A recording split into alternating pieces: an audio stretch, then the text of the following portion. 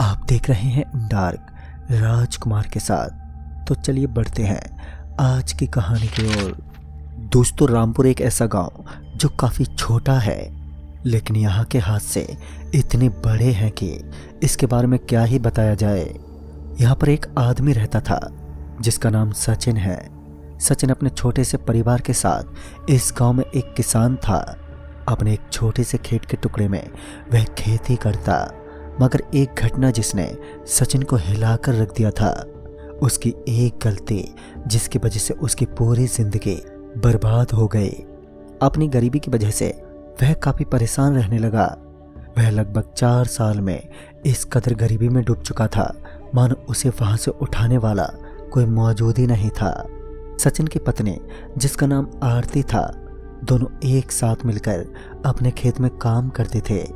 लेकिन एक दिन आरती को पता चला कि उन्हीं के गांव में एक तांत्रिक आया है, जिसके पास गांव वाले सारे लोग अपनी समस्या लेकर जाते हैं और वह सबकी समस्याओं का समाधान भी आसानी से बता देता है। आरती ने अपना यह खुरापाती आइडिया अपने पति सचिन को दिया, मगर सचिन ने कहा कि यह जरूर कोई ढोंगी बाबा होगा। वह जरूर लोगों को लूटने के इरादे से इस गांव में आया है।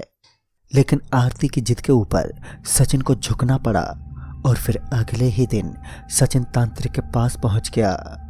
सचिन ने अपनी सारी समस्या उस तांत्रिक को बताई तो उस तांत्रिक ने कहा, मैं तुम्हारी समस्या का समाधान तो बता सकता हूं, लेकिन उसके लिए तुम्हें कठोर कार्य संपन्न करना होगा। सचिन ने कहा कि मैं वो सब करने को तैयार हूं जो आप मुझे बताएंगे। और उसके बाद उस तांत्रिक ने कहा, तुम्हें यक्षिणी का कठोर तप करना पड़ेगा। उसके बाद तांत्रिक ने कुछ बताया कि तुम्हें लगभग 7 दिनों तक यक्षिणी की कठिन तप करना होगा, और वह भी बिल्कुल एकांत में जाकर। याद रहे, तुम्हें किसी के सामने ना तो यह तप करना है और ना ही किसी को इसके बारे में पता चलना चाहिए। उसके बाद सचिन वहां से तुरंत ही चला गया। उसके अगले ही दिन वह शमशान घाट के पास पड़ने वाले उस जगह पर पहुंच गया जहां पर आसपास में कोई भी नहीं रहता था। सचिन वहां जाकर उस तांत्रिक द्वारा बताए गए विधि के अनुसार तप करने लगा। इतना कठिन तप था कि सचिन का दिमाग गर्म होने लगा और उसकी सांसें अब रुकने ही वाली थी कि तभी सचिन को महसूस हुआ कि अब उसका पूरा शरीर सामान्य हो चुका है। उसके अंदर एक अलग ही ऊर्जा का स्रोत उत्पन्न हो गया है। उसके बाद एक मधुर आवाज के साथ ही सचिन की आंख खुली। वो एक मधुर आवाज आई कि मैं प्रसन्न हुई, अपनी आंखें खोलो। उसके बाद जब सचिन ने अपनी आंखें खोली तो उसने देखा कि एक विश्व सुंदरी उसके सामने खड़ी थी। दरअसल उसने अपनी जिंदगी में इससे अच्छी और खूबसूरत नारी कभी नहीं देखी थी। सचिन तो एक पल को उसे देखता ही रह गया। उसके बाद उसने कहा, मैं यक्षिणी हूँ। तुमने अपने कठोर तप के बल पर मुझको पाया है और अब तुम्हें भी मेरी शर्तों को मानना होगा, और उसके बाद तुम जो कहोगे मैं वही करूँगी, लेकिन तुम्हें भी मेरे लिए हमेशा हाजिर रहना पड़ेगा। तांत्रिक ने बताया था कि यक्षिणी की हर बात हमें माननी ही पड़ती है, वरना वह हमारे साथ साथ उस शख्स को भी मौत का रास्ता दिखाती है। यक्षिणी का अर्थ होता है एक भयानक ताकत जो शिव की एक बहुत ही बड़ी भक्त भी होती है। उसके बाद यक्षिणी ने अपने और शब्दों से सचिन को रूबरू करवाया, जिसके लिए वह उस जगह पर प्रकट हुई थी। उसकी शर्तें कुछ इस प्रकार से थी, सचिन कभी भी उसको जाने के लिए नहीं कहेगा, और सचिन उस यक्षिणी के अलावा किसी और औरत के बिल्कुल भी करीब नहीं जाएगा। यक्षिणी उसकी जिंदगी में उसकी पत्नी की तरह ही उसके साथ रहेगी।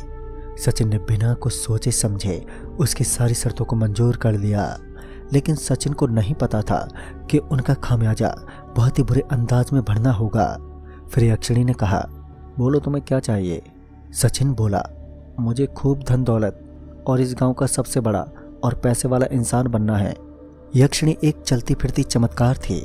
उसने अपने जादू की छड़ी घुमाई और देखते ही देखते रात के लगभग 9 बजे तक सचिन उस गांव का सबसे अमीर आदमी बन चुका था। सिर्फ एक दिन में सचिन का इस प्रकार से अमीर बन जाना उसके किसी भी गांव वालों को बिल्कुल बर्दाश्त नहीं हो रहा था। तभी उसके घर के सामने बहुत सारे लोग आकर बैठ गए, मगर पता नहीं उस यक्षिणी ने उनके साथ क्या किया कि उन लोगों को जल्दी उसके घर से छुटकारा पाना पड़ा। धीरे धीरे सचिन उस गांव का सुल्तान सा बन चुका था। लेकिन एक दिन सचिन के घर एक बहुत ही बड़ा हादसा हुआ। दरअसल उसके घर पर एक खूबसूरत कन्या आई हुई थी।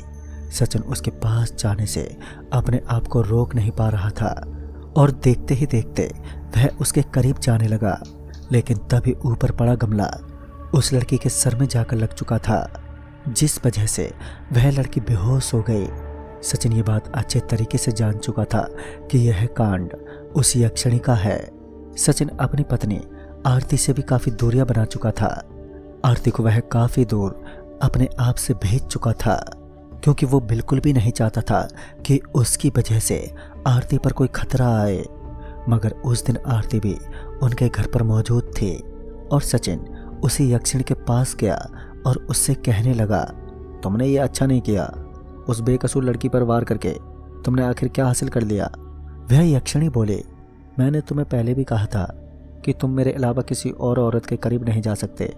मगर सचिन उसे कुछ कह भी नहीं सकता था। उस यक्षिणी ने अब हद कर दी थी।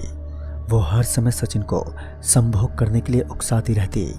अब सचिन उस यक्षिणी से काफी ज्यादा थकने लगा। उसके प्रति उसका प्यार खत्म होने लगा। सचिन अब बिल्कुल भी उसके साथ रहना तो नहीं चाहता था, लेकिन इसके अलावा उसके पास कोई और चारा भी नहीं था। सचिन उसके साथ मजबूरन रहता था। कई बार यक्षिणी का रूप किसी बूढ़ी में तब्दील हो जाता और कभी तो किसी पिशाचनी में। ये सब सचिन बर्दाश्त नहीं कर पा रहा था।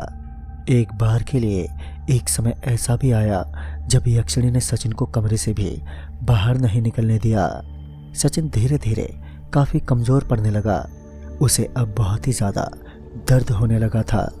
कई बार तो पूरी रात वो दर्द से चिंगारता और चिल्लाता रहता। उसकी आवाज सुनकर मोहल्ले वाले भी कमरे से बाहर नहीं निकलते।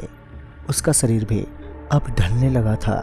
सभी का शक अब सचिन पर जाने लगा था। सचिन का दिमागी संतुलन अब बिगड़ने लगा। खून की कमी उसमें अब बहुत ज्यादा हो गई।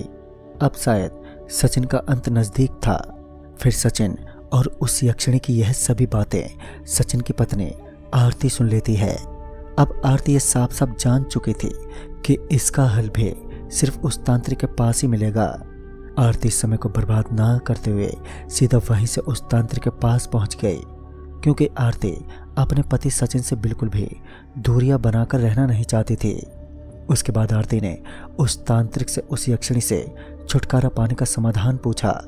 पहले तो उस तांत्रिक ने यह बताने से इनकार कर दिया, लेकिन आरती के दुख और आरती की इस हालत को देखकर शायद उस तांत्रिक को उस पर दया आ गई और फिर उसने बताया कि यक्षिणी अपने शिकार के साथ संभोग कर उसे मौत के घाट उतार देती है। उसके ऊपर गंगा माँ का शुद्ध जल डालना होगा, और वह भी उस समय जिस समय वह भगवान शिव की पूजा करती है। लेकिन याद रहे, ऐसा करने का जरा सा भी अंदाजा उसे नहीं होना चाहिए, वरना वो बड़ी दर्दनाक मौत देगी। आरती यह सब करने को तैयार थी। उस तांत्रिक ने बताया था कि जिस प्रकार से रावण की नाभि में उसका अमृत था, ऐसे ही उस यक्षिणी के सर की चोटी के बीचों बीच उसका अंत रखा हुआ है। यह काम शाम के लगभग 8 बजे के करीब ही करना होगा, क्योंकि यही एक ऐसा वक्त है जिस समय भगवान की पूजा की वजह से उसकी ताकत कमजोर हो जाती है। आरती अपने घर पर गंगा मैया का शुद्ध जल पहले से ही रखती थी, क्योंकि हर घर में गंगा का शुद्ध जल तो मिल ही जाता है। उसने उस जल को तंत्र मंत्र से अपना एक घातक हथियार बनाया। आज उसका इरादा साफ था, उसे किसी भी तरह अपने पति को उस भयानक यक्षिणी से पीछा छुड़वाना था। उसका पति भी अब उससे काफी परेशान था। शाम के 7 बजे के करीब आरती जल को लेकर पूरे तरीके से तैयार होकर अपने पति सचिन के घर के लिए रवाना हो गई। आरती यह बात भी बहुत ही अच्छे तरीके से जानती थी कि यक्षिणी इस समय अपनी पूजा में लीन होगी और शाम के लगभग 8 बजे उसका अंत करना बहुत ही बेहतर रहेगा। उसके बाद वह समय आया जब यक्षिणी सचिन से पीछा छोड़ने वाली थी, लेकिन क्या ये संभव था? यह तो कुछ ही क्षण में अब पता चलने वाला था। वक्त बीतने के साथ साथ आरती भी अपना सारा सामान लेकर उस यक्षिणी के पास पहुंच गई, तो उसने देखा कि इस समय यक्षिणी पूजा में लीन है। सिर्फ यही एक मौका होता है जब यक्षिणी सचिन से थोड़ा दूर रहती थी।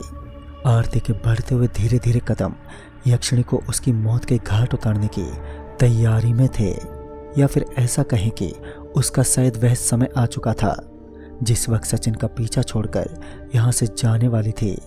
मगर यह सारा वहम अभी दूर होने वाला था कि आगे क्या होने वाला है।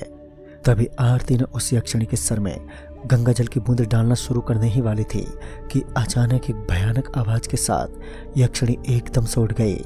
उसके बाद वो होने वाला था जिसकी उम्मीद ना तो आरती को थी और ना ही उसके उस तांत्रिक को। उसके बाद यक्षिणी ने आरती का गला पकड़ लिया, उसे हवा से उठा दिया और अब यक्षिणी का गुस्से वाला भयानक रूप देखने को मिल रहा था। उसकी आंखें अब काली काली हो गईं। वह जोर जोर से चिल्लाने लगी। उसके चीखने की आवाज जो चारों तरफ सुनाई दे रही थी। एक खूबसूरत सी दिखने वाली नारी जिसका इतना भयानक रूप देखकर सचिन के तो होश ही उड़ गए। सचिन ने जब अपनी पत्नी आरती को ऐसी मुसीबत में देखा तो वह भागता हुआ उसके करीब आया, लेकिन यक्षिणी के एक ही धक्के से सचिन काफी दूर जा गिरा। सचिन तो एकदम हैरान रह गया क्योंकि वह समय यक्षिणी की बुरी शक्तियों का सामना करने का था। मगर उसकी पत्नी आरती जिसने हिम्मत नहीं हारी। आरती अभी भी उसी यक्षिणी के हाथों में इस तरह फंसी हुई थी मानो किसी पक्षी को किसी शिकारी ने अपने जाल में फंसाया हो। आरती उस यक्षिणी के हाथों में इस तरह से फंसी हुई थी मानो कोई बहुत ही मजबूत हाथ किसी को कसकर पकड़ लेते हैं। आरती अब अपनी सांसें लेना भूल गई थी। आरती लगातार कोशिश कर रही थी कि वह उस यक्षिणी से अपना पीछा छुड़वा सके, मगर उसे नाकामयाबी का मुंह देखना पड़ा। लेकिन तभी उस यक्षिणी के हाथ ढीले पड़ने लगे। मगर आखिर क्यों लगातार वह यक्षिणी कमजोर हो रही थी। तभी जब एक नजर आरती ने उस यक्षिणी के भयानक सर के ऊपर मारी तो उसने देखा कि गंगा जल की एक बूंद यक्षिणी के सर पर गिर चुकी थी और वह अब चमकने लगी। इसका मतलब अब एक ना एक का तो अंत निश्चित था, अब चाहे वो यक्षिणी हो या फिर आरती।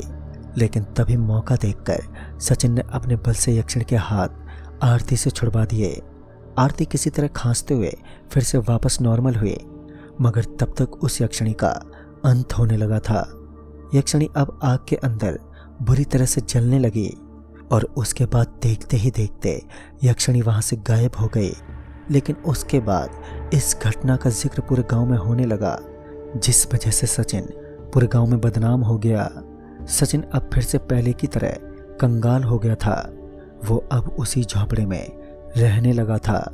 मगर जब गांव वालों को उस तांत्रिक के बारे में पता चला तो गांव वालों ने उस तांत्रिक को उसी दिन वहां से निकाल दिया।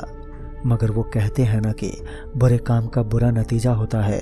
भले ही उस दिन किसी की जान ना गई हो, मगर आखिर नतीजा तो बहुत बुरा ही निकला। कहते हैं इसके बाद भी उस यक्षिणी ने गांव के कुछ और भी लोगों को जाल में फंसाया था और एक एक करके अगले 1 साल तक काफ़ी लोग मौत के किनारे हो गए। इसलिए पूर्वजों का कहना होता है कि कभी भी लालच नहीं करना चाहिए, क्योंकि लालच बुरी बला होती है। तो दोस्तों, इस कहानी में बस इतना ही।